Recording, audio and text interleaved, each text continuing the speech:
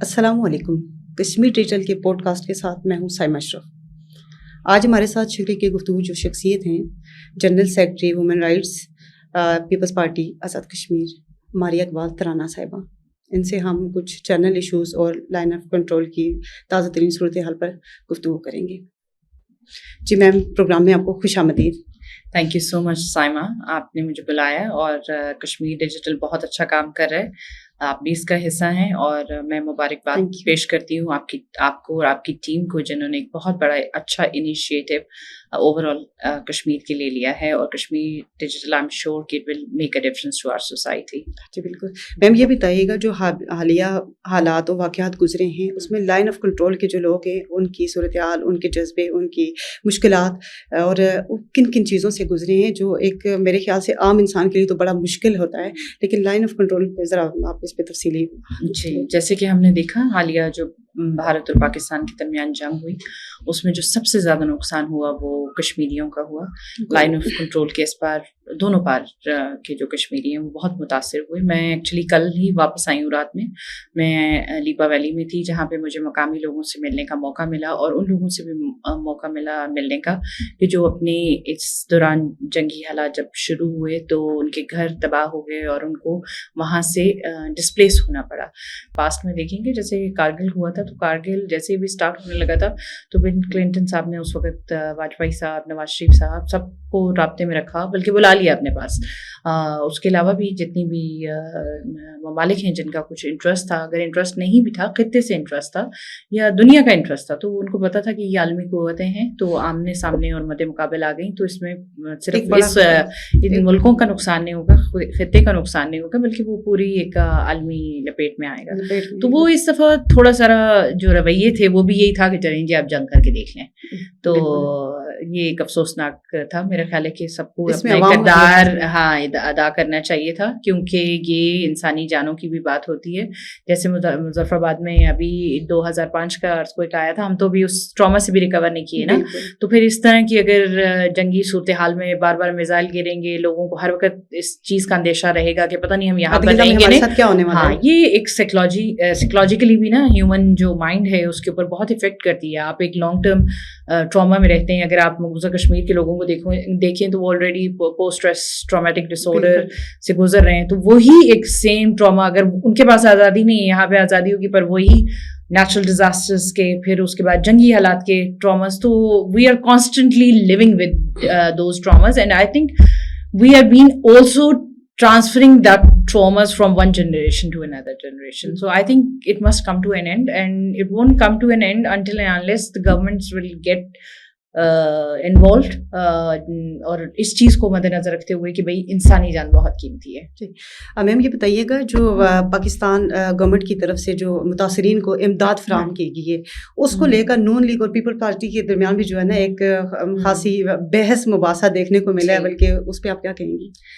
دیکھیں، یہ وقت میرا خیال ہے کہ سیاست کرنے کا نہیں ہوتا. ایک سیاسی کارکن، اور I am a disciple of بے نظیر بھٹو. بے نظیر بھٹو کی پوری جو زندگی، ان کی جو بات چیت، ان کی جو کسی بھی معاملے کے اوپر مشاورت لوگوں کے ساتھ چلتی تھی، ہم اس کو بہت قریب سے دیکھتے، پڑھتے اور سنتے آ رہے ہیں. تو یہ ہماری پارٹی کی پالیسی ہے نہیں ہے کسی بھی ایسے معاملے کے اوپر جو ہے وہ تنقید کرنا یا کرنا. ہم شانہ بشانہ کھڑے ہونے والے جن لوگوں نے کی تنقید ان کے بارے میں کیا؟ تو میرا خیال ہے کہ وہ اپنی رائے رکھتے ہیں، سب لوگ رکھتے ہیں، بٹ پارٹی، کیونکہ یہ بے نظیر بھٹو ذوالفقار علی بھٹو کی پارٹی ہے، چیئرمین بلاول بھٹو کا بہت بڑا ظرف ہے. وہ بھی بہت، آپ دیکھیں شانہ بشانہ تو وہ بھی کام کر رہے ہیں اس وقت جنگی حالات میں. اگر وہ جنگی حالات میں شانہ بشانہ کھڑے ہونے والے نہ ہوتے تو کیا نواز شریف صاحب ان کو اپنا وائس پاکستان کی جو امداد فراہم کی اس میں پیپلز پارٹی کا کوئی کردار ہے؟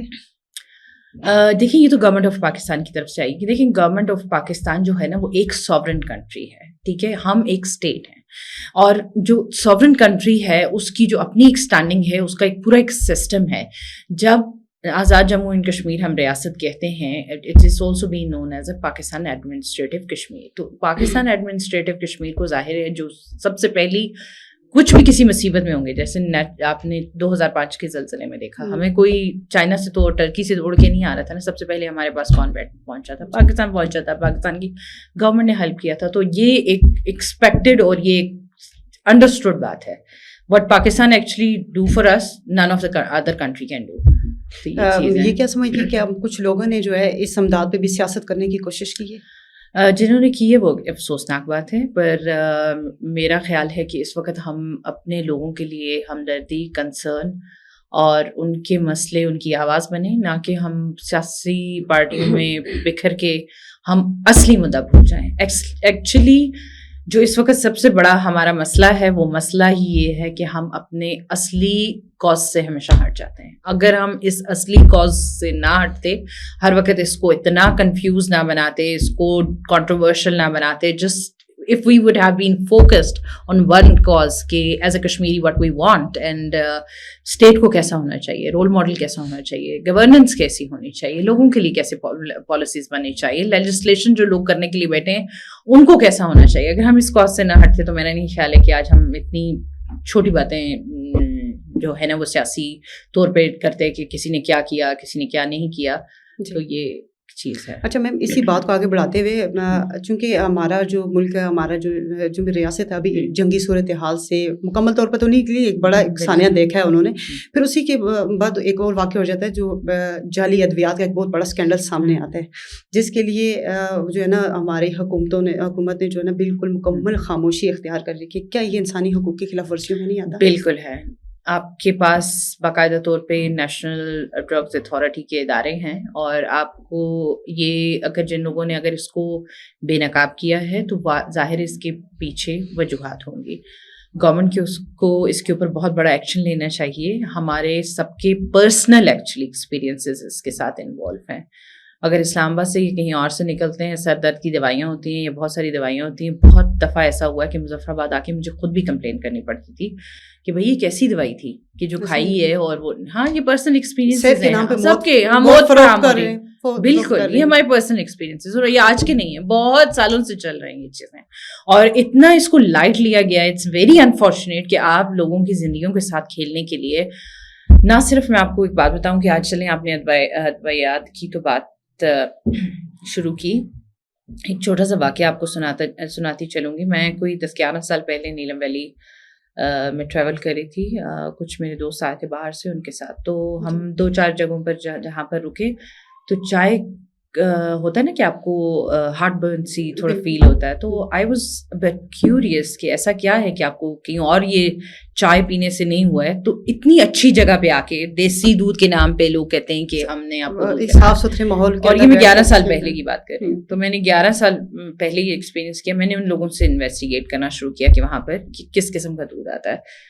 And they were very cooperative. Actually, they are very nice people. They won't lie to you کہ ہم نے یہ کیا, کیونکہ انہوں نے صاف صاف بتایا کہ یہ ڈبہ ہے اور یہ آتا ہے, ہم اس ڈبے کو خریدتے ہیں. جب آپ یقین کیجئے وہ ڈبے کا سیمپل لے کر میں واپس اپنے ساتھ آئی, نہ تو ہم نے اس کا پورے پاکستان میں کہیں, کیونکہ میں پورا پاکستان گھومتی پھرتی ہوں, میرا پورا ایک کام ہے, میرے ایک اپنا رہتا ہے, روٹین رہتی ہے, تو وہ نہ نام سنا تھا نہ دیکھا تھا, ٹھیک ہے. اور وہ آپ کی ایسی چیزیں آپ کے نیلم ویلی میں بک رہی ہیں, مطلب جہاں پہ لوگ اتنے معصوم ہیں, آپ لوگوں کو زہر پلا رہے ہیں وہاں پر.